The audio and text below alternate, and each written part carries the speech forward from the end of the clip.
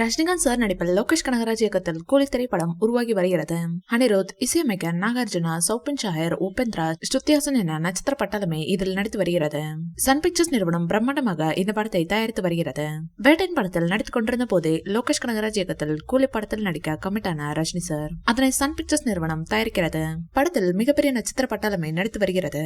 முக்கியமாக பாலிவுட் சூப்பர் ஸ்டார்களில் ஒருவரான அமர் கான் இந்த படத்தில் முக்கியமான ரோலில் நடிக்கிறார். முதலில் அந்த ரோலுக்கு ஷாருக் கானிடம் பேச்சுவார்த்தை நடத்தியதாகும். ஆனால் அதில் நடிக்க அவர் மறுத்துவிட்டார் என்றும் ஒரு தகவல் ஓடுவது குறிப்பிடத்தக்கது. கூலி படத்தில் மொத்தம் 4 பாடல்கள் தானாம்.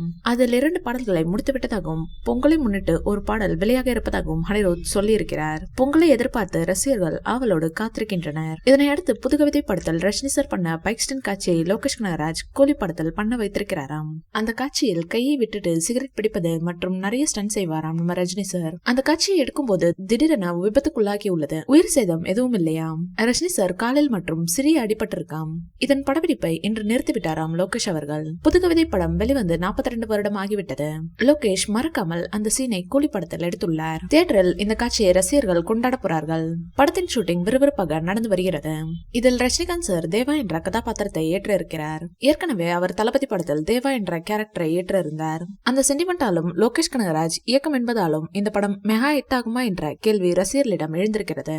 இந்த வீடியோ பிடிச்சிருந்தா லைக் பண்ணுங்க, ஷேர் பண்ணுங்க, எங்க சேனலை சப்ஸ்கிரைப் பண்ணுங்க.